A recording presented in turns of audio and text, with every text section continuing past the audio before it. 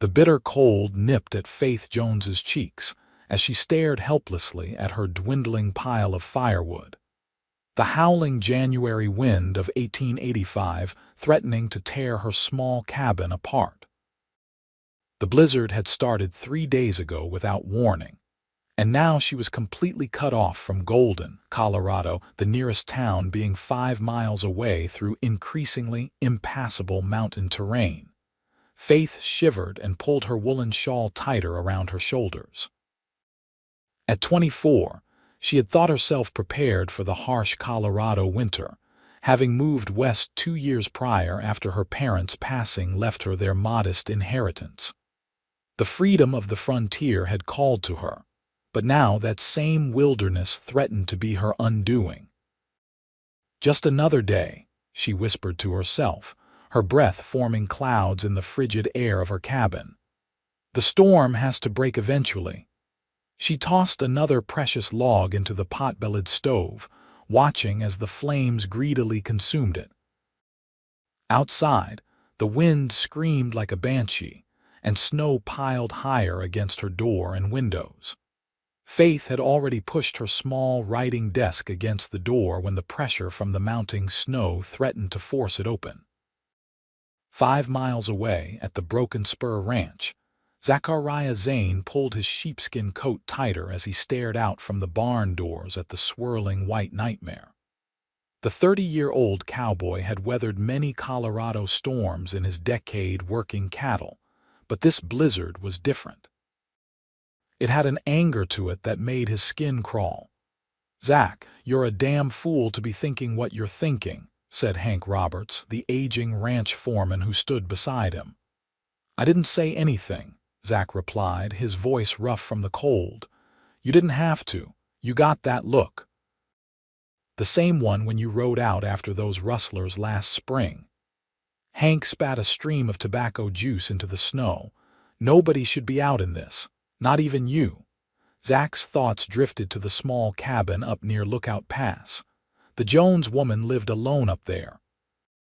She'd moved in 2 years ago, kept to herself mostly, selling herbs and remedies in town. Pretty little thing with auburn hair and a smile that could warm a man faster than whiskey. "That Jones woman's cabin is all by itself," Zach said quietly, "if she didn't stock up proper before this hit." "And what are you going to do about it? You ride out in this and we'll be finding your frozen carcass come spring thaw." Zach's jaw tightened. "She might need help. So might 100 other folks. You can't save everyone, son." But it wasn't everyone Zach was worried about. Something about Faith Jones had stuck with him since the moment he'd first seen her in town, bartering her remedies for supplies. The way she held herself proud but kind. Independent but not cold. Different from the other women who'd come west looking for husbands or running from something. "I'm taking supplies up tomorrow at first light," Zach said firmly. "Storm or no storm." Hank sighed heavily. "Then I better help you pack because you're going to need more than that stubborn streak to get through this." The night passed slowly for Faith. She huddled under every blanket she owned, listening to the wind battering her cabin. By morning, the small window was completely covered with snow, and the cabin was dark despite the dawn hour. Faith lit her lantern, conserving the precious oil, and moved to check the door. It wouldn't budge. Not even an inch. Panic fluttered in her chest like a trapped bird. She was sealed in by the snow. Her food would last another week, maybe 2 if she was careful, but her firewood was down to just a small stack. Without heat, the bitter cold would claim her long before starvation. Faith took a deep breath, fighting down her fear. Panic wouldn't help her now. She had survived losing her parents, the journey west alone, establishing herself in a community that initially viewed her with suspicion. She would survive this too. She just had to think. At the Broken Spur, Zach rose before dawn, dressing in layers and packing supplies. Food, medicine, blankets, and tools.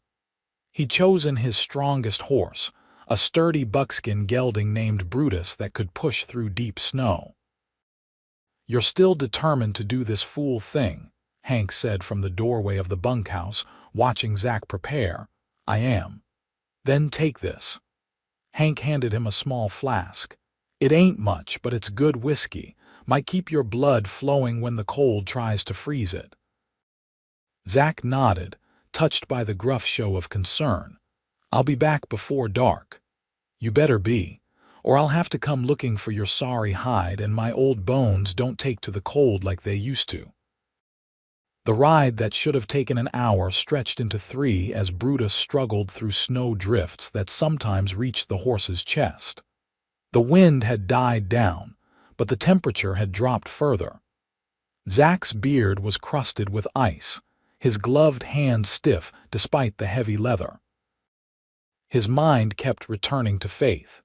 He'd spoken to her perhaps 5 times in 2 years, brief encounters in town or passing on the trails. She'd once given him a salve for a rope burn on his hand, refusing payment with a gentle smile that had stayed with him for weeks after. There was a quiet strength about her that drew him, but his life on the ranch left little time for courtship, and she never seemed interested in the rough cowboys who passed through Golden. When Zack finally spotted the chimney of Faith's cabin, his heart sank. The small structure was almost completely buried in snow, only the top of the roof and chimney visible. No smoke rose from the stack. Either she was conserving fuel or— He refused to finish the thought. Faith startled at the sound, something above her, on the roof. She stood still, listening. There it was again, a scraping sound, followed by a thud. Someone was up there. "Hello," she called out, her voice cracking from disuse. "Is someone there?" The sounds paused, then came again with greater urgency. "Hello," she shouted louder.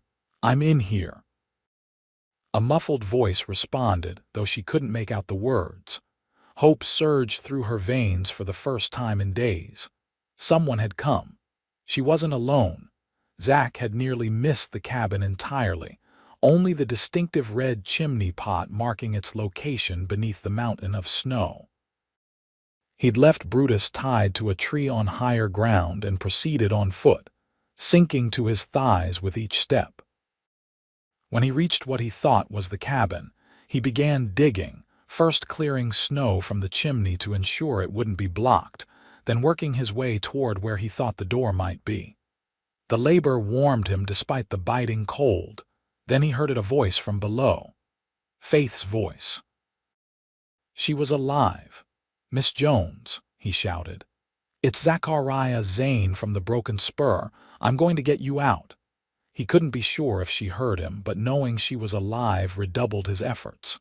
He dug with renewed vigor, clearing a path to where he estimated the door would be. It took nearly an hour of constant labor, his muscles burning despite the frigid air, before he reached the wooden door. It was locked. "Miss Jones," he called through the door, pounding his fist against it. "It's Zack Zane. I need you to unlock the door." Inside, Faith scrambled to move her writing desk away from the door. Her fingers were stiff with cold, and the desk seemed twice as heavy as it had days ago when she'd pushed it there. Finally, she cleared the way and reached for the lock with trembling hands. "Mr. Zane." She called through the door. "The lock's frozen. I can't turn it." Zack pressed his ear against the door, hearing her struggling with the mechanism. "Stand back, Miss Jones.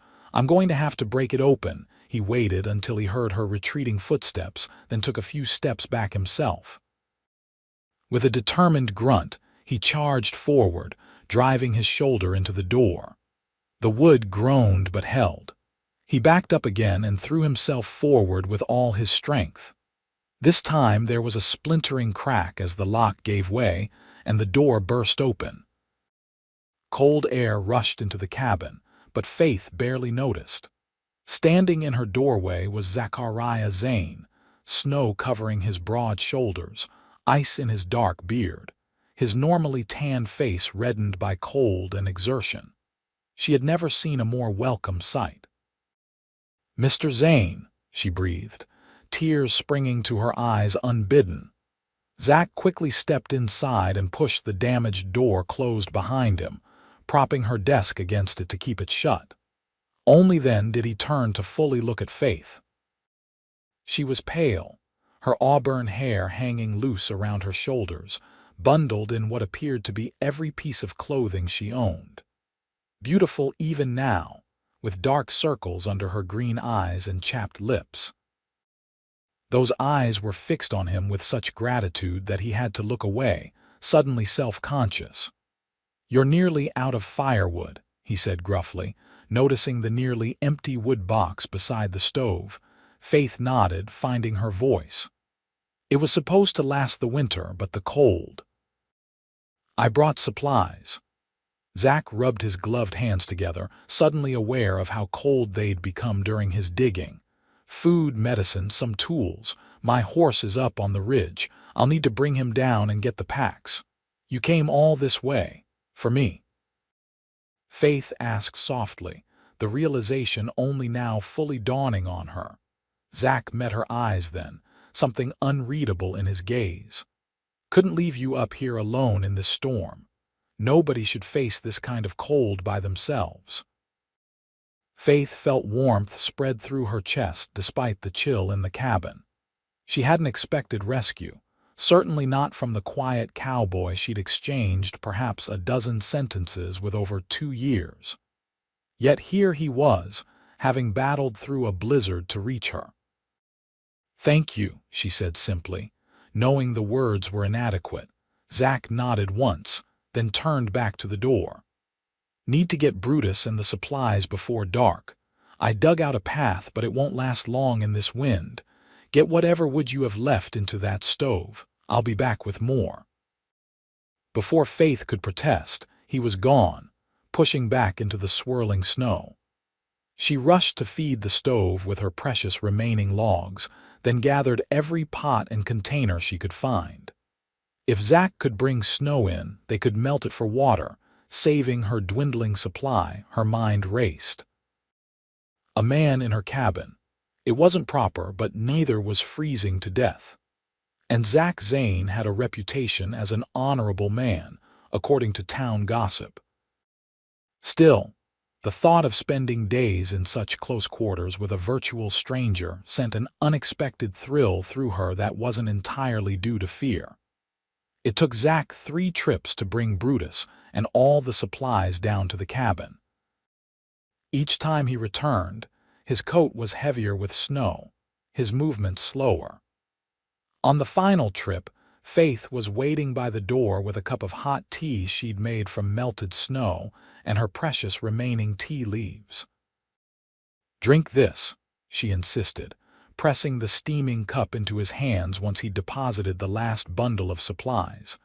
Zach didn't argue, grateful for the warmth as it spread through his chest. The cabin was still cold but noticeably warmer than the howling wilderness outside. Faith moved about, organizing the supplies he'd brought: dried beef, beans, flour, coffee, sugar, a small bottle of whiskey, 2 blankets, and tools including an axe. "How did you even find me in all this?" Faith asked as she worked. "The cabin must have been completely buried." "Red chimney pot," Zach replied, his voice rough.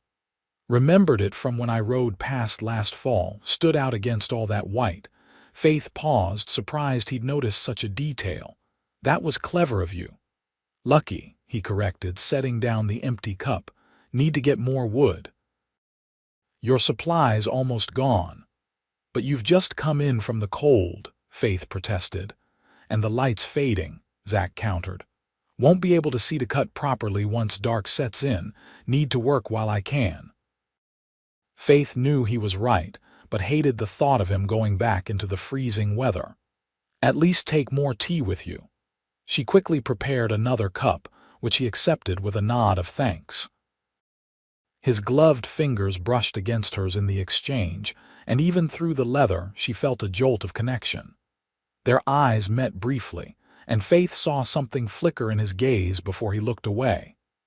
"Won't be far," Zach said, his voice oddly gentle. "Just around to the woodshed." Only after he'd left did Faith realize she didn't have a woodshed. Whatever wood he was planning to cut would come from the trees surrounding her cabin, a daunting task in this weather. Through the frosted window, she watched his silhouette move through the snow, axe in hand, toward a stand of pines that edged her property. Even bundled in his heavy coat, she could see the strength in his movements, the determination in his stance. Zachariah Zane was not a man who gave up easily, a quality she suddenly found immensely appealing. Faith busied herself preparing a simple meal from the supplies Zach had brought. Bean soup with dried beef would be sustaining and warming. As she worked, she found herself humming softly, a habit she'd abandoned days ago when the silence of the storm became too oppressive. Outside, Zach worked methodically, cutting branches from the nearest pines. It wasn't ideal firewood, too green, but it would burn with enough coaxing. His hands ached from the cold despite his gloves, but he kept working, driven by the image of Faith's pale face and the nearly empty woodbox. He'd come this far. He wouldn't let her freeze now. By the time darkness fell fully, Zach had amassed a respectable pile of wood. He gathered as much as he could carry and made his way back to the cabin, where golden lamplight now spilled from the windows, a beacon in the gathering gloom. Faith opened the door at his approach, the smell of bean soup wafting out to greet him. The contrast between the bitter cold and the relative warmth of the cabin made his skin tingle as he stepped inside, depositing the wood beside the stove. "There's more outside," he said, stomping snow from his boots. "I'll bring it in after we eat." "You've done so much already," Faith said, taking his coat and hanging it near the stove to dry. "The soup is ready if you're hungry." Zach was suddenly aware of how hungry he was, having eaten nothing since dawn. "Smells good." They sat at Faith's small table, steam rising from the bowls between them. The cabin was simple but neat, with handmade curtains and a few books stacked on a small shelf. Personal touches that spoke of Faith's character, practical but appreciative of beauty. "I haven't thanked you properly," Faith said after they'd eaten in silence for a few minutes. "What you did today, coming all this way through the storm, I don't know many who would have." Zach looked uncomfortable with the praise. "Any decent man would have. But they didn't. You did." Faith held his gaze steadily. "Why me, Mr. Zane? Surely there were others closer to your ranch who might have needed help." Zach's spoon paused halfway to his mouth. It was a fair question, one he'd been asking himself since he'd decided to make this journey. The answer that came to mind wasn't one he was ready to share, that he'd thought of her first, that the idea of her alone in the cold had driven him to action before any other consideration. "You're up here alone," he said finally. "No neighbors for miles. It didn't seem right." Faith studied him, sensing there was more he wasn't saying, but she didn't press. "Well, I'm grateful, whatever your reasons." They finished the meal, and Zach insisted on bringing in the rest of the wood before fully settling in for the night. With the fresh supply stacked beside the stove and a good fire going, the cabin was almost comfortable. The sleeping arrangements, however, presented a challenge. "You take the bed," Zach said firmly, eyeing the narrow cot in the corner. "I'll make do on the floor." "Absolutely not," Faith countered. "You've spent the day battling through snow and cutting wood. You need proper rest more than I do." "Miss Jones, Faith," she interrupted. "If we're going to be snowed in together, you might as well use my given name." A ghost of a smile touched Zach's lips. "Faith, then, but I'm still taking the floor." She recognized the stubborn set of his jaw and decided not to argue further. Instead, she gathered blankets and her spare pillow, making a pallet for him as comfortable as possible. "At least take these," she said, offering the bedding. "And please call me Zach. Mr. Zane makes me feel like my father." Faith smiled, the first real smile he'd seen from her since arriving. It transformed her face, bringing color to her cheeks and a sparkle to her green eyes that made Zach's heart skip a beat. "Zach, then," she agreed, the name feeling intimate on her tongue. They prepared for sleep in awkward silence, both acutely aware of the impropriety of their situation, yet equally aware of its necessity. Faith changed into her nightgown behind a suspended blanket, while Zach removed only his boots and outer layers, keeping on his long underwear for both warmth and modesty. "Good night, Zach," Faith said softly, blowing out the lantern and plunging the cabin into darkness save for the red glow from the stove. "Good night, Faith," he replied, his deep voice seeming to resonate in the small space. Neither slept immediately. Faith lay listening to Zach's breathing, finding comfort in the presence of another human after days of isolation. Zach stared at the ceiling, trying not to think about the woman just a few feet away, the scent of her hair something like lavender lingering in his senses. Outside, the wind howled its fury, but inside the cabin, a different kind of tension was building, one neither of them had anticipated when the day began. Dawn brought no relief from the storm. If anything, the wind had intensified overnight, driving fresh snow against the cabin with such force that it seemed to make the entire structure shudder. Faith woke to find Zach already up, adding wood to the stove and heating water for coffee. "Morning," he said gruffly when he noticed her stirring. "Storm's worse." Faith sat up, pulling her blanket around her shoulders. "How much worse?" "Bad enough that we won't be going anywhere today," Zach replied, pouring the hot water into a pot with ground coffee beans. "Maybe not tomorrow either." The reality of their situation settled over them, days together in this small space, with only each other for company. Faith wasn't sure whether the flutter in her stomach was anxiety or something else entirely. "I'll get dressed," she said, waiting for Zach to turn his back before slipping out of bed and behind the blanket partition. When she emerged, fully clothed in a simple wool dress, Zach had breakfast waiting. Biscuits made from the flour he'd brought, warmed over the stove with a bit of honey. "Not much of a cook," he apologized, "but it's hot." "It's perfect," Faith assured him, accepting a tin cup of coffee. "Thank you." They ate in companionable silence, the howl of the wind outside making conversation difficult anyway.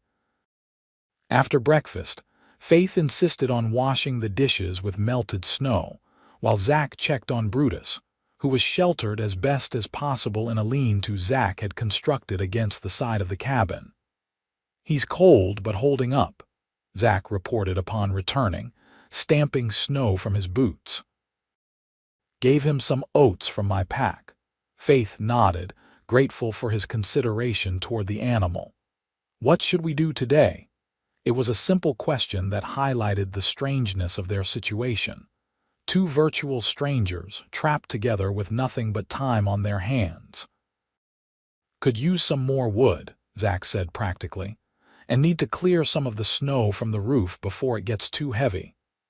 "I can help with that," Faith offered, eager to be useful. Zach looked like he might refuse, but then nodded. "Extra hands would make it go faster. But we'll need to be careful. Snow's deep enough to get lost in just a few feet from the door." They spent the morning working together, Faith holding a rope tied to Zach's waist as he ventured further from the cabin to gather more wood. The physical labor and shared purpose eased some of the awkwardness between them, and by midday, they'd fallen into a rhythm that felt almost natural. Inside again for a lunch of dried beef and the last of the biscuits, Faith found herself studying Zach when he wasn't looking. The strong line of his jaw, the way his dark hair curled slightly at the nape of his neck, the careful precision with which his large hands handled the delicate china cup she'd given him for coffee. "You're staring," Zach said suddenly, catching her gaze. Faith flushed, embarrassed at being caught. "I was just thinking that I know very little about you, despite you being my rescuer." Not much to know, Zach replied with a shrug. Been working at Broken Spur for 10 years. Before that, Texas. Before that, not much worth mentioning. 10 years is a long time to work on one ranch, Faith observed. You must like it there. It's good work. Honest work. Zach took a sip of his coffee. What about you? What brought you out here all alone? It was the most direct question he'd asked her, and Faith found herself wanting to answer honestly. Freedom, mostly. My parents died 2 years ago. Fever took them both within a week of each other. I had an uncle in Kansas who wanted me to come live with him and his family, but he had a son he thought would make me a good husband, Faith said, a hint of bitterness in her tone. I had other ideas about my future. My parents left me enough to start fresh somewhere new, so I came west. To make remedies, Zach said, nodding toward her shelf of dried herbs and tinctures. Faith smiled, pleased he'd noticed. My mother taught me. She was a healer of sorts back in Pennsylvania. People here need medicines as much as anywhere, and it gives me independence. That salve you gave me for my rope burn, Zach said, flexing his right hand unconsciously. Worked better than anything the doc in town ever prescribed. You remember that? Faith asked, surprised. Zach's eyes met hers briefly before looking away. Hand healed clean, no scar. There was something in his voice, a warmth that hadn't been there before. Faith felt her heartbeat quicken inexplicably. I'm glad it helped. The moment stretched between them, filled with unspoken thoughts. Then the wind gave a particularly violent howl, breaking the spell. Better check the roof again, Zach said, standing abruptly. Snow's still coming down heavy. Faith nodded, gathering the dishes. I'll tidy up here. As Zach headed outside, Faith found herself watching him go with a strange sense of loss. In just a day, she'd grown accustomed to his presence, the solid reliability of him. The cabin felt emptier without him in it, despite its small size. She busied herself with chores, trying not to analyze these new feelings too closely. It was natural to feel attachment to someone who had saved her life, she reasoned. Nothing more than gratitude and the heightened emotions of their unusual circumstances. Yet when he returned, cheeks red from the cold and snow dusting his shoulders, the leap of her heart told a different story. The afternoon passed with them finding ways to occupy themselves in the small space. Zach repaired the damaged door as best he could, while Faith took inventory of their supplies, calculating how long they could last if the storm continued. A week, maybe more if we're careful, she concluded, looking up from her notes. Storm won't last that long, Zach assured her, testing the strength of his door repair. I've never seen one go more than 5 days in these parts. And it's already been 4 days for me, Faith said, hope rising in her voice.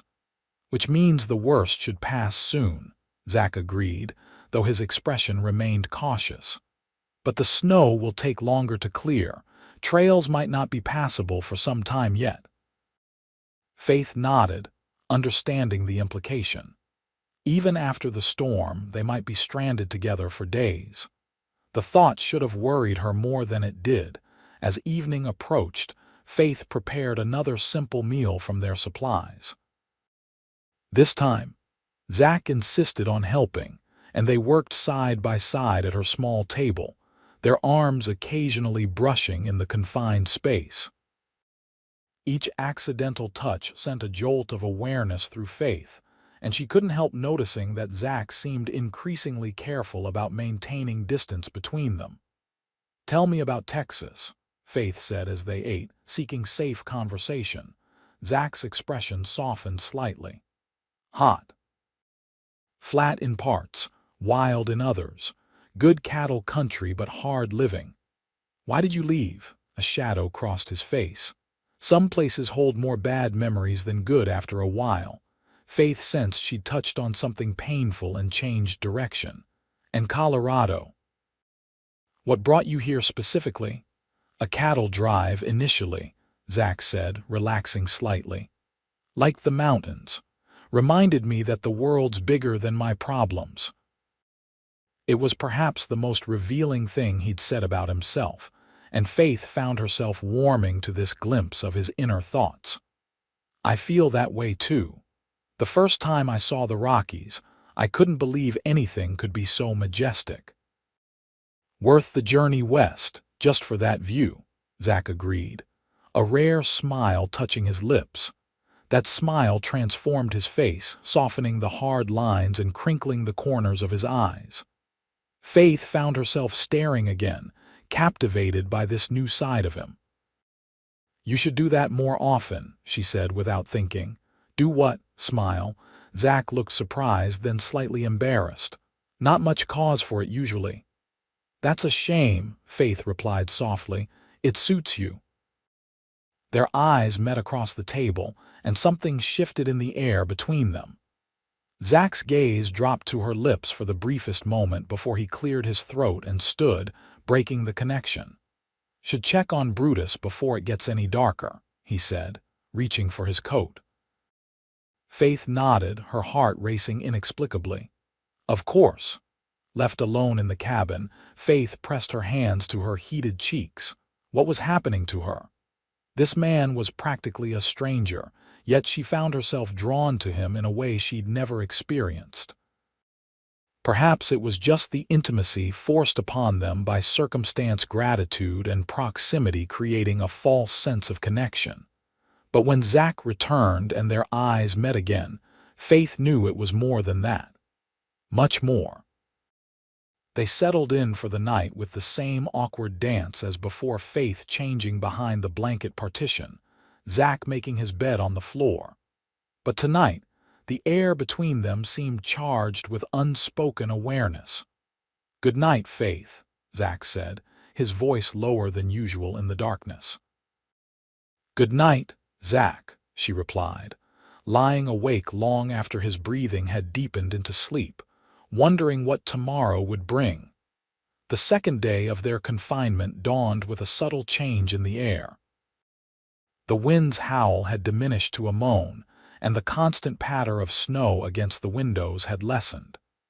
Zach noticed it immediately upon waking, his senses attuned to weather changes after years of working outdoors.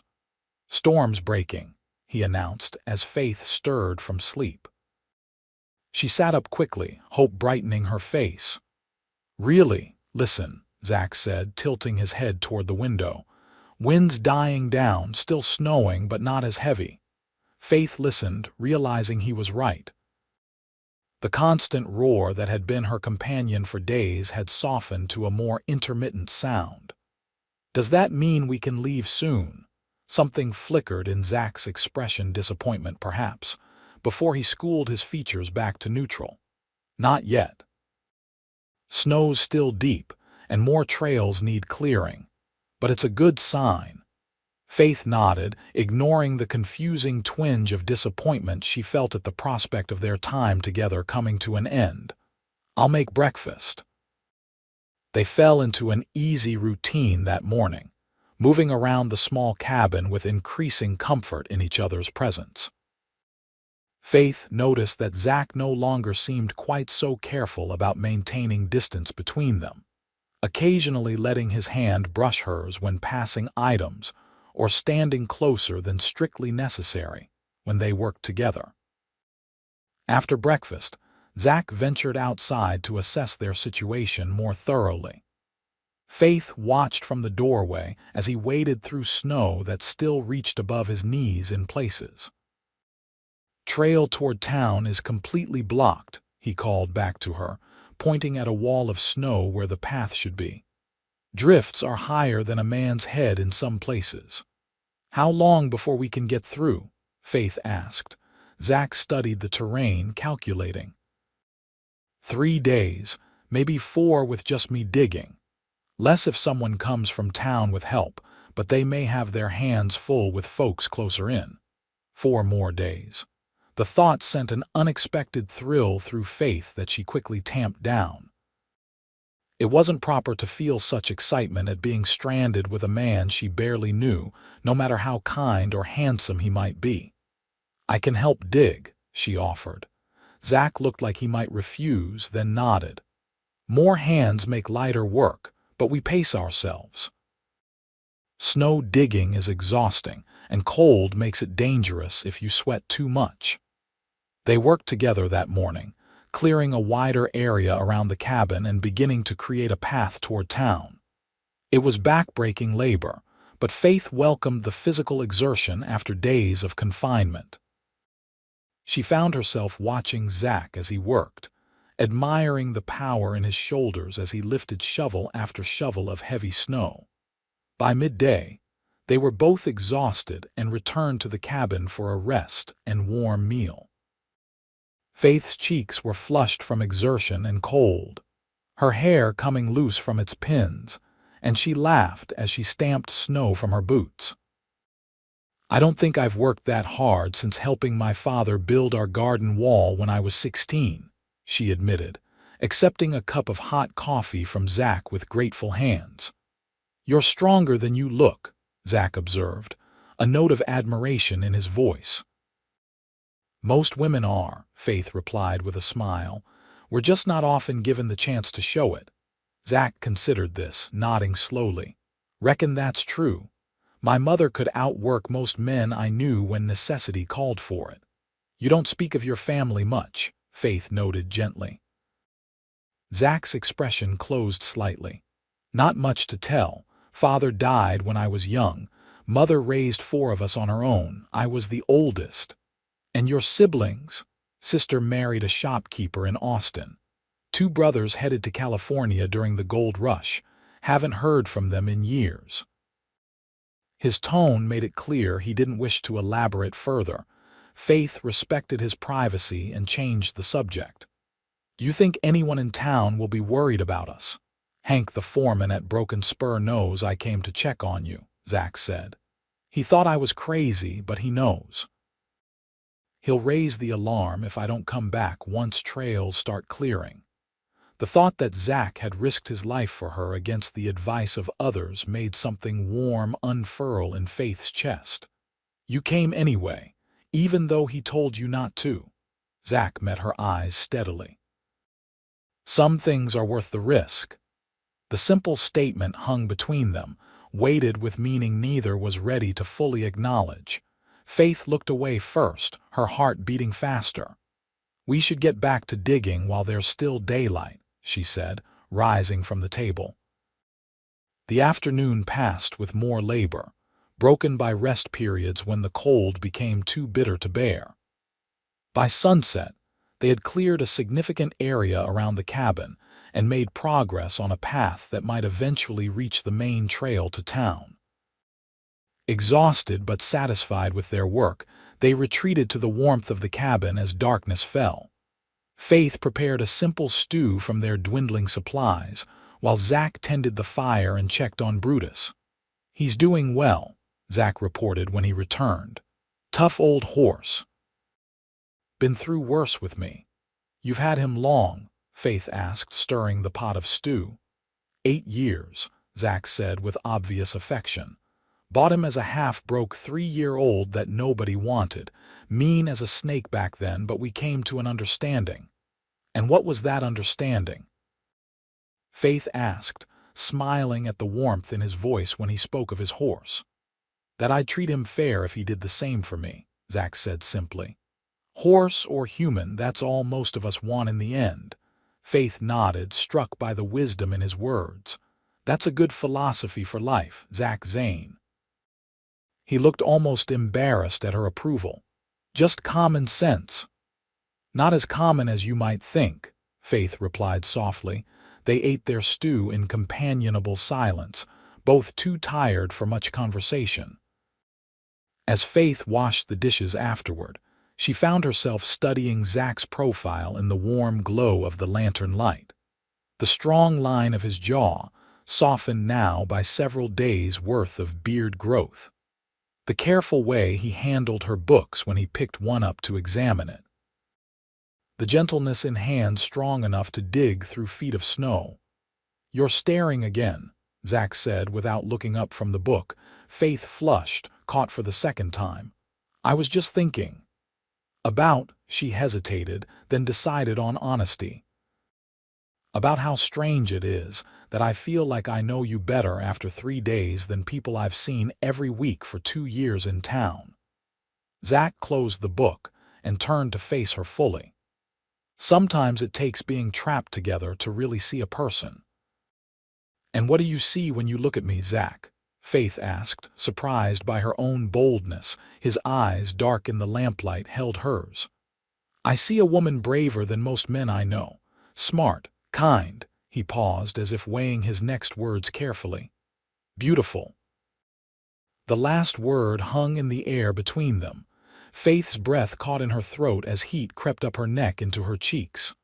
I'm not, she began to protest. You are, Zack interrupted quietly. First time I saw you in town, trading those remedies of yours, I thought you were the prettiest thing I'd ever seen. Still do. Faith's heart hammered in her chest. No man had ever spoken to her so directly with such honest admiration. Why didn't you ever say anything? In town, I mean. Zack gave a rueful half-smile. What would a woman like you want with a saddled tramp like me? You've got education, refinement. I've got calloused hands and not much else to offer. That's not true, Faith said earnestly, moving toward him without thinking. You're kind and brave and honest. Those are worth more than any refinement. They were standing close now, close enough that Faith could see the flecks of gold in Zack's brown eyes, close enough to feel the warmth radiating from his body.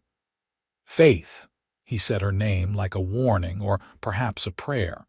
She didn't move away. Couldn't? Yes. If I stay this close to you much longer, I'm going to do something that might not be proper. Faith's breath caught. What if I don't want you to be proper right now? Something flared in Zack's eyes, but still he hesitated. You're vulnerable, been alone, scared. Might not be thinking clear. I've never thought more clearly in my life, Faith whispered, reaching up to touch his cheek, feeling the rough texture of his beard beneath her fingertips. That touch broke his restraint. With a soft groan, Zack leaned down and pressed his lips to hers. The kiss was gentle at first, questioning, but when Faith's arms wound around his neck in response, it deepened into something more urgent, more needful. Faith had been kissed before, chased. Awkward encounters with boys back east, but nothing like this. Zack kissed her like a man dying of thirst who'd found water, with a passion that made her knees weak and her heart race.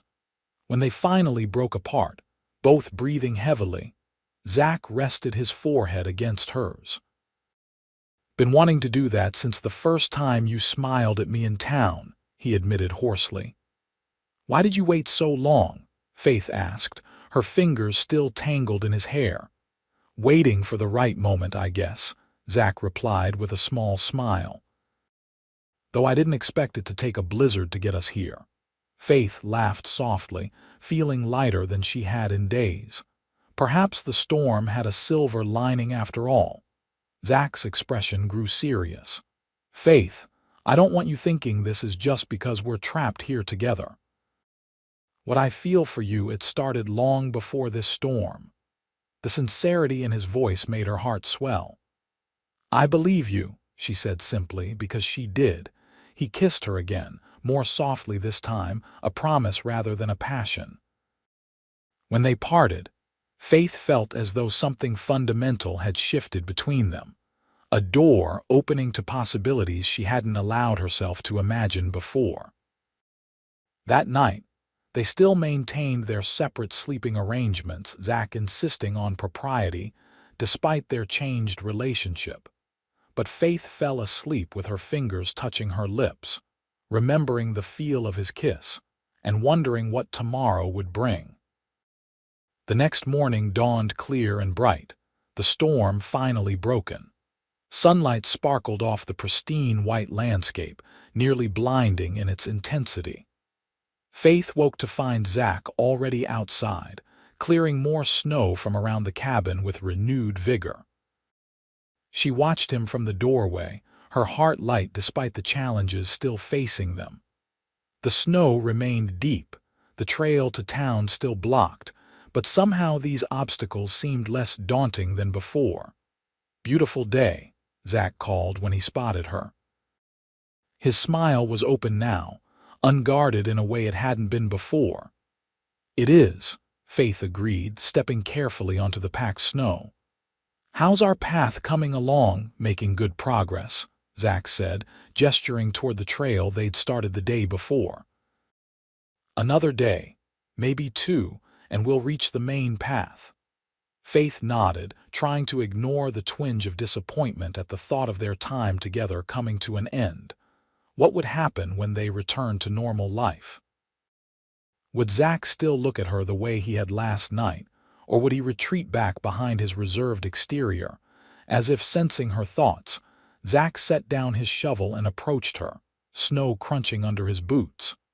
"Something troubling you?" Faith hesitated, then decided on honesty.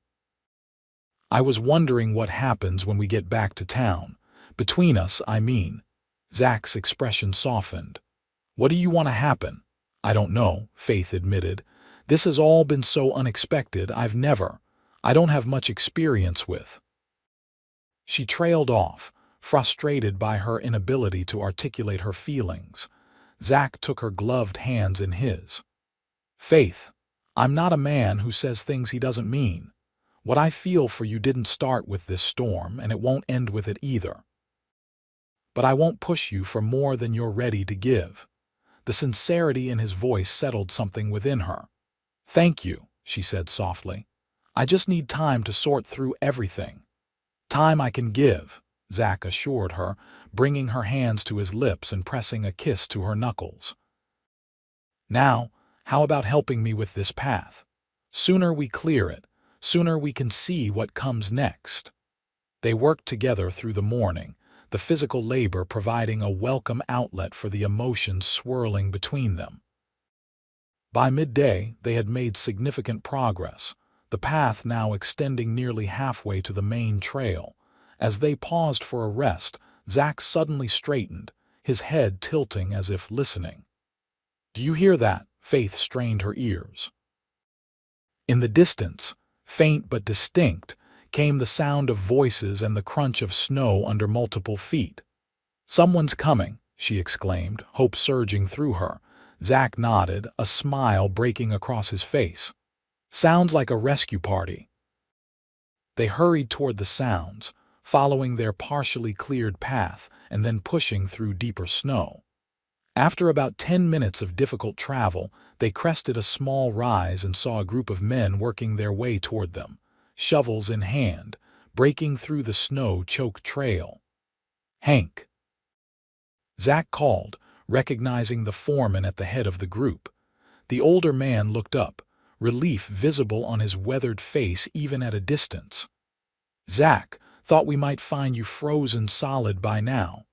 "Takes more than a little snow to put me down," Zack called back with a laugh.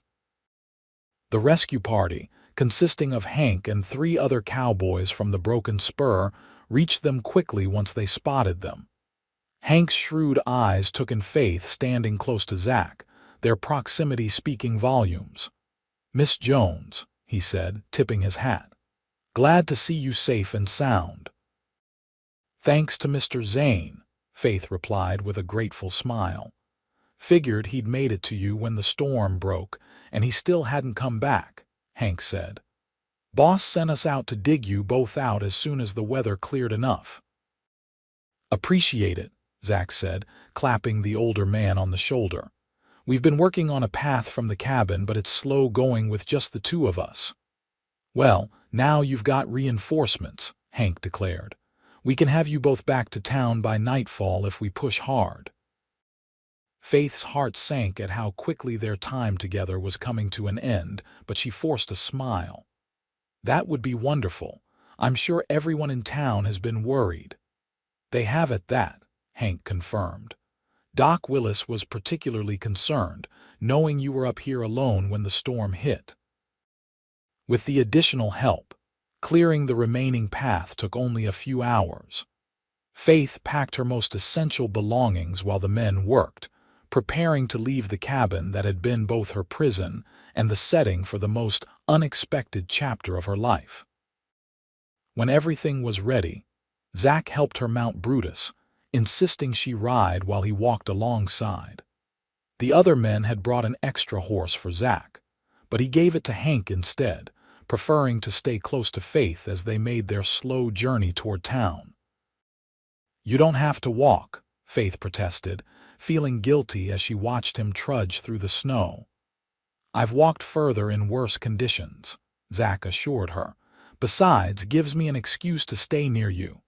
His words warmed her despite the cold air. As they traveled, Zack kept one hand resting on Brutus's neck, occasionally brushing against Faith's leg in a touch that seemed both protective and possessive. The sun was low on the horizon when they finally reached the outskirts of Golden. The town was still partially snowbound, with drifts piled high against buildings and makeshift paths carved between them. People emerged from stores and homes as their party approached, word of their return spreading quickly. "Faith, thank goodness," Dr. Willis called, hurrying toward them as fast as the snow would allow. The older man had been a friend since her arrival in town, appreciative of her healing knowledge and herbs. "I'm fine, Doctor," Faith assured him as Zack helped her dismount. "Thanks to Mr. Zane." The doctor turned to Zack with obvious gratitude. "Young man, what you did was both incredibly brave and incredibly foolish, but I thank God you did it." Zack nodded awkwardly, uncomfortable with the praise. "Just did what needed doing." By now, a small crowd had gathered, and Faith found herself separated from Zack as townspeople surrounded them, asking questions and expressing relief at their safe return. Mayor Thompson pushed through the crowd, his round face red from the cold. "Miss Jones, we were about to organize a larger search party when this storm cleared," he said. "But it seems Mr. Zane beat us to it. You must both be exhausted. Mrs. Thompson has prepared rooms at our house for you both until you can return to your cabin." Faith glanced at Zack, catching his eye across the crowd. Something passed between them, a silent acknowledgement of all that had happened, all that had changed. "That's very kind, Mayor Thompson," Faith said, turning back to the portly man. "But I wouldn't want to impose." "Nonsense," the mayor insisted. "It's the least we can do. Your cabin won't be accessible for days yet, not until more snow melts." Faith knew he was right and nodded her acceptance. Zack, meanwhile, was deep in conversation with his ranch boss, who had pushed through the crowd to speak with him. Faith couldn't hear what they were saying, but Zack's expression was serious, nodding occasionally in response. As the crowd began to disperse, people returning to their homes in the fading light, Faith found herself being guided toward the mayor's large house by Mrs. Thompson, a kindly woman who fussed over her like a mother hen. "You poor dear, trapped in that cabin for days. You must be starving for proper food and a warm bath," she clucked, taking Faith's arm. Faith allowed herself to be led away, casting one last glance over her shoulder at Zack, who was still engaged in conversation with his employer. He looked up just as she was about to turn away, their eyes meeting briefly. He gave her a small nod, a promise in his gaze that made her heart skip. Whatever came next, Faith knew with certainty that their story wasn't over. It had only just begun. The Thompson home was the largest in Golden, a two-story clapboard structure with actual glass windows and a parlor boasting a piano. Faith was shown to a comfortable guest room where Mrs. Thompson immediately ordered a hot bath prepared and laid out a borrowed nightgown. "The men will be staying at the hotel," Mrs. Thompson informed her as she bustled about the room. "Mayor thought it more appropriate, you understand. But Mr. Zane asked me to tell you he'll call tomorrow if that's agreeable." Faith couldn't help the smile that spread across her face. Yes, that would be very agreeable. Thank you. After the older woman left, Faith sank into the steaming bath with a sigh of pure pleasure. The hot water soothed muscles aching from days of cold and exertion.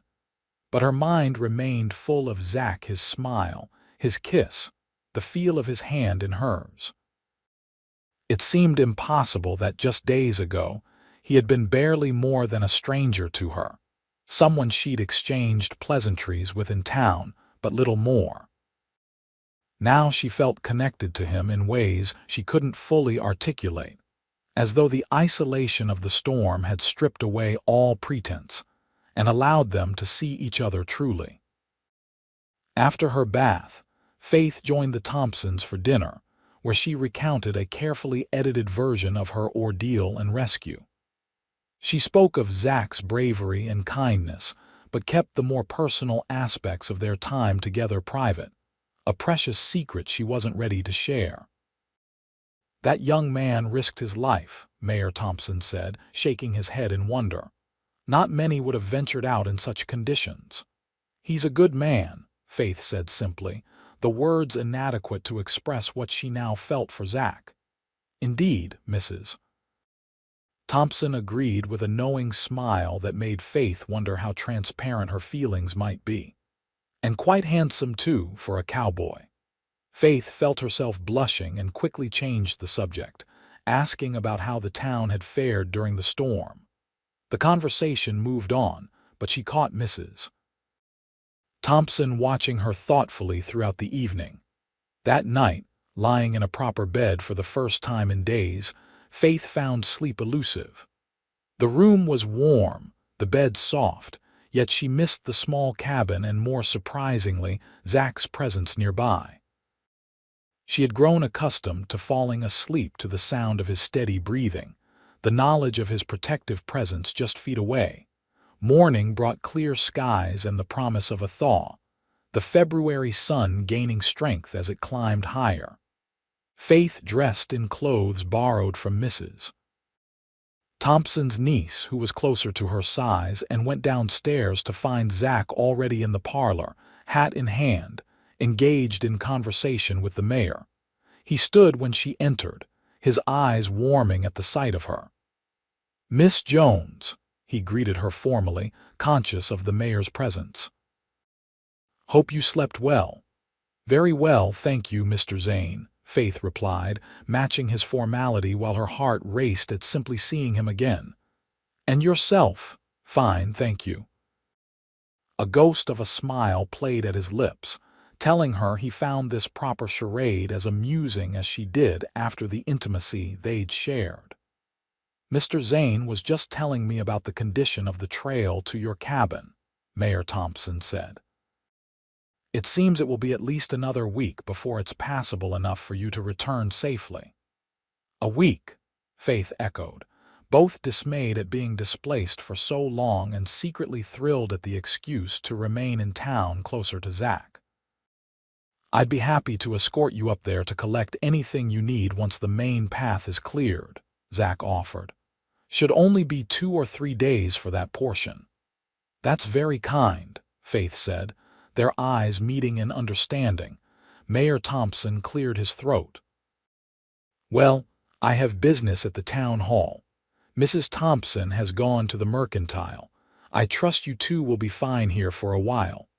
Perhaps Mr. Zane could keep you company, Miss Jones, until my wife returns." It was a surprisingly liberal suggestion from the usually proper mayor, but Faith wasn't going to question it. "That would be lovely if Mr. Zane has the time." "I do," Zach confirmed quickly. As soon as the mayor departed, the formal facade dropped, and Zach crossed the room to take Faith's hands in his. "Been wanting to do this since I saw you come down those stairs," he said softly, bringing her fingers to his lips. Faith's breath caught at the tender gesture. "I missed you last night," she admitted. "Isn't that strange? After only a few days together." "Not strange at all," Zach assured her, his eyes never leaving hers. "Felt the same way. Hotel room felt too big and too empty without you nearby."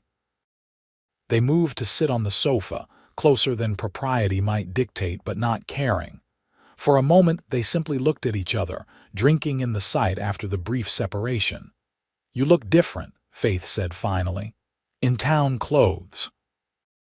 Zach glanced down at his clean shirt and brushed vest, a far cry from the practical work clothes he'd worn at the cabin. "Cleaned up to call on a lady," he explained with a small smile. "Wasn't sure when I'd get another chance to see you alone." "And now that you have me alone, Mr. Zane, what do you intend to do?" Faith asked, a teasing note entering her voice. Zach's smile widened and he reached out to touch her cheek gently. "Well, Miss Jones, I was thinking I might kiss you again if that's agreeable." "Very agreeable," Faith whispered, already leaning toward him. This kiss was different from their first, less urgent but no less meaningful, a gentle exploration rather than a breaking dam. Faith's hands came up to rest on Zach's chest, feeling his heart pounding beneath her fingertips as his arms wrapped around her waist, drawing her closer. When they finally parted, Zach rested his forehead against hers, his breathing uneven. "You make it hard for a man to think straight, Faith Jones." "Good," she replied with a soft laugh. "You're not alone in that feeling." They stayed close, talking quietly about everything and nothing. Zach told her more about his life before Colorado, growing up in Texas, losing his father to a cattle rustler's bullet when he was just 12, working from boyhood to help support his mother and siblings. "Is that why you became a cowboy?" Faith asked, her hand entwined with his between them on the sofa. Zach nodded. "Wasn't much else a boy with strong arms and little schooling could do in those parts. Turned out I had a knack for it: horses, cattle, reading weather. Made a decent living, enough to help my mother until my siblings were grown." "And then you came west," Faith prompted. A shadow crossed his face. "After my mother passed. Nothing keeping me in Texas then, and I'd heard Colorado ranch hands earned better pay. Signed on with a cattle drive headed this way and never looked back." Faith squeezed his hand, sensing the old grief beneath his matter-of-fact tone. "I'm sorry about your mother." "Been 10 years now," Zach said quietly. "She'd have liked you, though. Always said I needed a woman with sense and spine." Faith laughed softly at that. "And do you think I qualify, Mr. Zane?" "More than any woman I've ever known," Zach replied with such sincerity that Faith's breath caught. Before she could respond, the front door opened, and Mrs. Thompson's voice called out, "I'm home, dear. And I've brought company." They separated hastily, putting a respectable distance between them on the sofa just as Mrs. Thompson entered the parlor, followed by Dr. Willis and, to Faith's surprise, Reverend Porter. "Oh, Mr. Zane, you're still here. How lovely," Mrs. Thompson said with a knowing smile that suggested she wasn't at all surprised. "Reverend Porter was just asking after you both, and Dr. Willis wanted to check on Miss Jones's health after her ordeal." Faith rose to greet the newcomers, conscious of her flushed cheeks and hoping they would attribute it to the warmth of the fire rather than Zach's kisses. "I'm perfectly well, doctor, but thank you for your concern," she assured the elderly physician. "Miss Jones, Mr. Zane," Reverend Porter said, nodding to each of them. "The town is abuzz with the tale of your rescue, sir. Quite heroic." Zach stood, uncomfortable as always with praise. "Just did what anyone would do, Reverend." "I think not," the clergyman disagreed. "Venturing out in such conditions showed remarkable courage and concern for your fellow man or woman, in this case." He smiled kindly at Faith.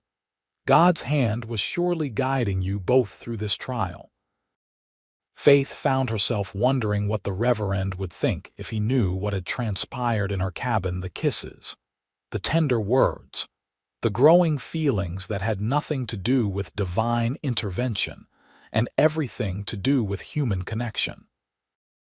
The conversation continued for some time, with Zach eventually excusing himself to return to the ranch, promising to call again the following day. As he took his leave, his eyes met Faith's with a look that conveyed everything they couldn't say aloud, and she felt her heart expand with emotion. The next few days fell into a pattern. Zach would call at the Thompson house each morning, ostensibly to report on the progress of clearing the trail to Faith's cabin, but really to spend time with her. Mrs. Thompson, proving herself more progressive than her husband, often found reasons to leave them alone for short periods, though never long enough to raise eyebrows in the small community. On the fourth day after their rescue, Zach arrived with news. "Main trail's clear enough now," he announced. "I can take you up to your cabin today to collect whatever you need if you're willing." Faith agreed eagerly, both to retrieve some of her belongings and for the chance to spend more time alone with Zach. Mrs. Thompson insisted on packing them a lunch, her eyes twinkling with knowing approval as she handed the basket to Faith. "Don't rush back if the weather holds," she said with a conspiratorial smile. "The fresh air will do you good after being cooped up." The ride to Faith's cabin took longer than usual, the trail still partially obstructed in places despite the efforts to clear it. Zach rode Brutus, with Faith seated before him in the saddle, his arms around her waist to hold the reins. The closeness was both proper. He was simply ensuring her safety on the difficult trail and thrillingly intimate. "Been thinking about something," Zach said as they made their way carefully up a slippery incline. "What's that?" Faith asked, leaning back slightly against his solid chest. "About us. What happens next?" His voice was steady, but Faith could feel tension in the arms that encircled her. "I know it's been fast, just over a week since I dug you out of that cabin. Might seem crazy to some." Faith's heart quickened. "But not to you, no," Zach said simply. "When you know, you know.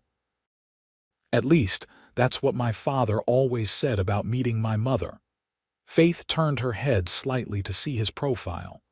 "And what is it you know, Zach?" He guided Brutus around a fallen branch before answering. "That I love you, Faith Jones.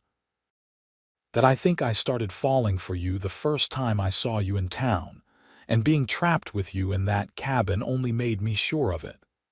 The words hung in the clear mountain air, a declaration both unexpected and inevitable. Faith felt tears spring to her eyes, overwhelmed by the simple sincerity of his statement. "You don't have to say anything back," Zach continued quickly. "I know it's sudden, and you might need more time to—" "I love you too," Faith interrupted, the words bursting from her like they couldn't be contained a moment longer. "I didn't expect it, didn't plan for it, but there it is. I love you, Zachariah Zane." Zach pulled Brutus to a halt, his arms tightening around her. For a long moment he just held her there on the snowy trail, his face buried in her hair, breathing her in. "When we get back to town," he said finally, his voice rough with emotion, "I want to talk to Reverend Porter, do things proper." Faith's heart soared at the implication. "Are you asking what I think you're asking, Cowboy?" She felt his chest rumble with quiet laughter. "Trying to. Not doing a very good job of it, am I?" Faith turned in the saddle as best she could to face him, not caring that they were stopped in the middle of a snowy trail. "Ask me properly, then." Zach's eyes, warm brown with flecks of gold, met hers directly. "Faith Jones, will you marry me?" "Not right away if you're not ready. We can have a long engagement if you want, but I know I don't want to spend another day of my life without knowing you'll be mine." "Yes," Faith whispered, tears freezing on her cheeks in the cold air. "Yes, I'll marry you." Zach's face broke into the widest smile she'd ever seen on him, transforming his usually serious countenance into something radiant. He leaned down to kiss her, a kiss full of promise and future, right there on the mountain trail with snow-covered pines as their only witnesses. When they finally reached Faith's cabin, it stood silent and cold, partially buried still in snow though no longer completely entombed. Zack helped her dismount, and they stood for a moment looking at the small structure that had brought them together. "Never thought I'd be grateful for a blizzard," Zack said, his arm around her shoulders. Faith leaned into him, savoring his warmth. "Nor I, but I am." They spent the afternoon gathering the items Faith would need until she could return permanently: clothes, books, her precious herbs and remedies. Zack repaired what damage the storm had caused, ensuring the cabin would be secure until she could move back. As they worked, Faith found herself imagining a future not alone in this small cabin, but with Zack. Perhaps on the broken spur, or maybe a place of their own someday. She could still make her remedies, perhaps even expand her practice with a larger garden. Zack could continue working with horses, something he clearly loved. Children someday with his brown eyes or her auburn hair. "What are you smiling about?" Zack asked, catching her daydreaming as he secured a loose shutter. "The future," Faith replied honestly. "Our future." His expression softened and he set down his tools to take her in his arms. "Sounds nice when you say it like that, our future."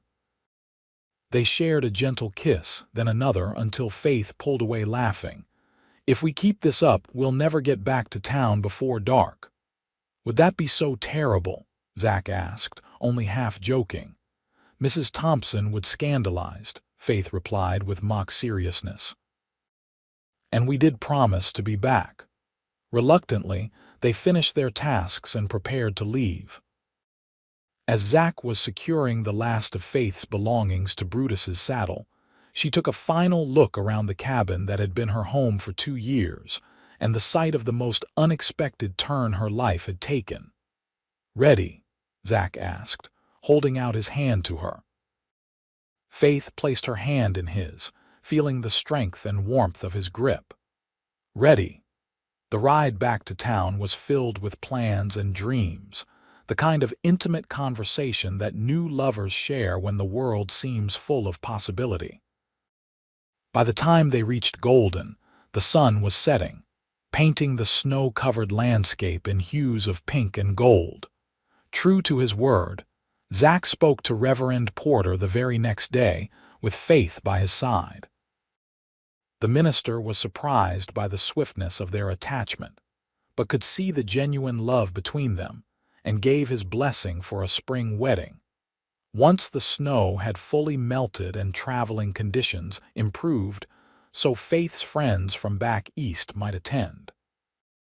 News of their engagement spread quickly through Golden, creating a buzz of excitement in the small community. Most were supportive, though some raised eyebrows at the short courtship. Mrs. Thompson became their staunchest defender, declaring to anyone who would listen that near-death experiences had a way of revealing true feelings faster than years of ordinary acquaintance. The weeks that followed were a whirlwind of planning and preparation. Faith was able to return to her cabin as the snow melted, but spent much of her time in town, working with Mrs. Thompson and the other women on her wedding dress and arrangements for the ceremony. Zack continued his work at the broken spur but rode to see Faith every evening, sometimes staying for dinner, sometimes just sitting with her by the fire, talking about their future. They decided that after the wedding, Faith would move to the small house on the ranch property that came with Zack's position as head wrangler, a promotion his boss had recently given him. "It's not much," Zack had apologized when he first showed her the 2-room structure. "Nothing like your cabin." "It's perfect," Faith had assured him, already envisioning where her herbs would hang and how she could expand the small garden plot outside. "It's ours. That's what matters." As winter gave way to spring, the land around Golden transformed. Snow melted, revealing new grass and early wildflowers. The trees budded and then burst into leaf, and the bitter cold was replaced by mild days perfect for outdoor gatherings. On a bright May morning, with the Rockies standing majestically in the background, Faith Jones became Faith Zane in a ceremony attended by nearly everyone in Golden. She wore a simple white dress with lace that Mrs. Thompson had ordered specially from Denver, and carried a bouquet of early spring wildflowers. Zach, nearly unrecognizable in a new suit and clean-shaven for the occasion, waited for her at the front of the church with an expression of such joy and wonder that Faith felt tears threatening. "Dearly beloved," Reverend Porter began, his voice carrying through the packed church, "we are gathered here today to witness the union of Faith Jones and Zachariah Zane, whose love blossomed in the most unexpected of circumstances." Faith barely heard the words of the ceremony, too lost in Zach's gaze to focus on anything else. When it came time for their vows, his voice was steady and sure, while hers trembled slightly with emotion. "I now pronounce you man and wife," the Reverend finally declared. "You may kiss your bride." Zach leaned down to kiss her with a tenderness that belied the strength in his hands as they held hers. The church erupted in cheers and applause, celebrating not just a wedding but a love story that had already become something of a legend in the small town, the cowboy who had braved a blizzard for love. The celebration afterward was lively, with music and dancing and enough food to feed twice the number of guests. Faith and Zach moved through the crowd, accepting congratulations and well wishes, but always gravitating back to each other, as if separation, even for minutes, was too much to bear. As the sun began to set, turning the snow-capped mountains pink once more, they slipped away from the festivities to begin their life together. Brutus, decorated for the occasion with ribbons on his bridle, carried them both to the small house on the Broken Spur property that was now their home. "Welcome home, Mrs. Zane," Zach said softly as he lifted her down from the saddle. Faith looked up at the modest house, at the man she now called husband, and at the mountains beyond that had brought them together in the most unexpected way. "Home," she echoed, the word filling her heart with joy. "Our home."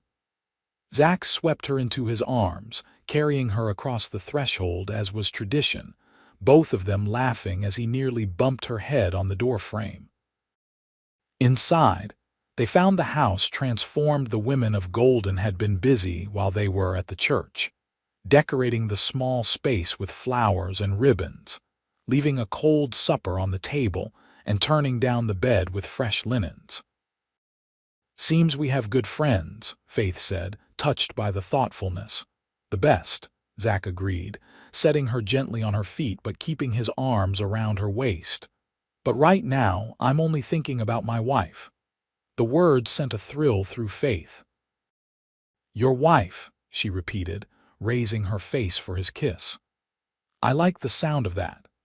That night, as they discovered each other fully for the first time, Faith thought of how a blizzard had brought them together, how cold and fear had given way to warmth and love. As Zach's hands and lips mapped her body with reverent care, she thanked whatever twist of fate had sent him to her cabin door that day. "I love you," he whispered against her skin, over and over, like a prayer or a promise. "And I love you," she answered, holding him close as they became one in the most ancient of ways. Later, lying in each other's arms, they talked about the future, about children they hoped to have, about Faith's plans to expand her healing practice, about Zach's dreams of someday having a small ranch of their own. "Do you ever think about how different things would be if that blizzard had never happened?" Faith asked, her head resting on his chest, listening to the strong, steady beat of his heart. Zach's arms tightened around her. "Sometimes. Might have taken me years to work up the courage to court you proper. Or I might have moved on, never knowing what was waiting for me right here in Golden," Faith mused. It's strange to think that something so dangerous, so frightening, could lead to such happiness. Life's like that sometimes, Zach said, his voice thoughtful in the darkness. The worst storms can bring the best gifts. Faith smiled against his skin. When did you get so philosophical, cowboy?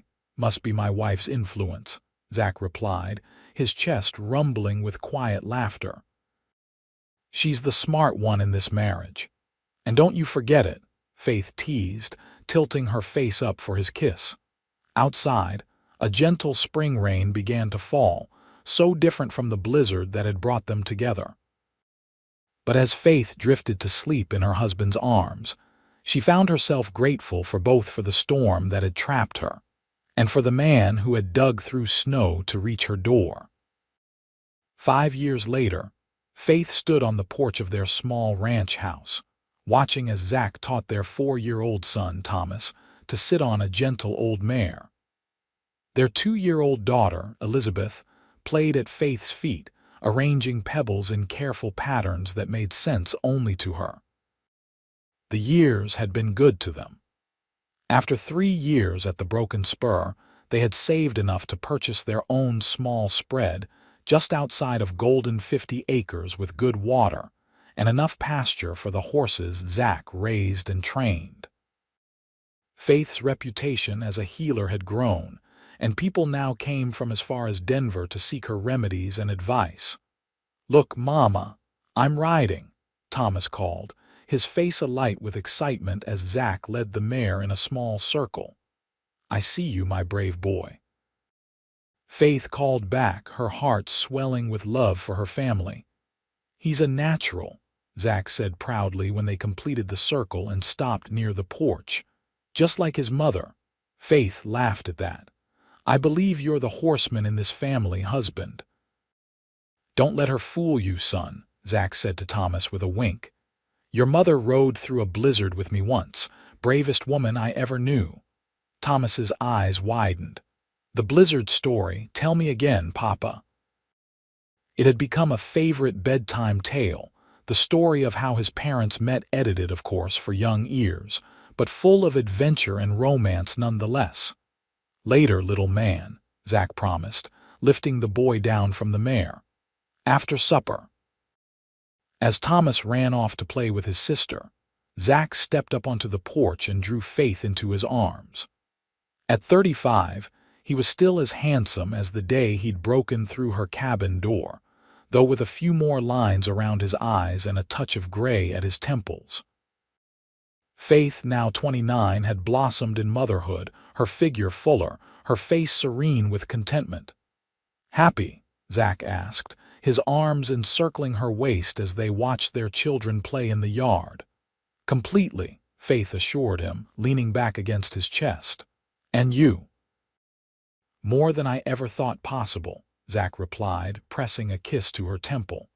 "Sometimes I still can't believe my luck that a blizzard and a stubborn woman gave me all this." Faith turned in his arms to face him. "Luck had nothing to do with it. It was courage, yours and mine. The courage to face the storm and whatever came after." Zach smiled down at her, the love in his eyes as clear and strong as it had been that day in her snow-bound cabin when he'd first kissed her. "Whatever the reason, I thank God for it every day." "As do I," Faith whispered, rising on tiptoes to kiss him. Their lips met in a kiss that held all the passion of their first, tempered now with the deeper love that comes from years of shared joy and challenges. When they parted, Faith remained in the circle of Zach's arms, watching as the sun began its descent behind the mountains that had brought them together. In the distance, dark clouds were gathering, a spring thunderstorm approaching. But Faith felt no fear. She and Zach had weathered the worst nature could throw at them and emerged stronger for it. Whatever storms life might still hold, they would face them together, just as they had that fateful blizzard that had changed their lives forever. "I love you, Zachariah Zane," Faith said softly, the words no less meaningful for having been said countless times over their years together. "And I love you, Faith Zane," he replied, his arms tightening around her as the first distant rumble of thunder reached them. Now and always. Their children came running at the sound, seeking the safety of their parents' presence as the storm approached. Zach scooped up Elizabeth while Thomas pressed against Faith's skirts, and together they went inside their home, the home they had built with love. The family forged in the aftermath of a blizzard that had once threatened to take everything, but had instead given them more than they had ever dreamed possible.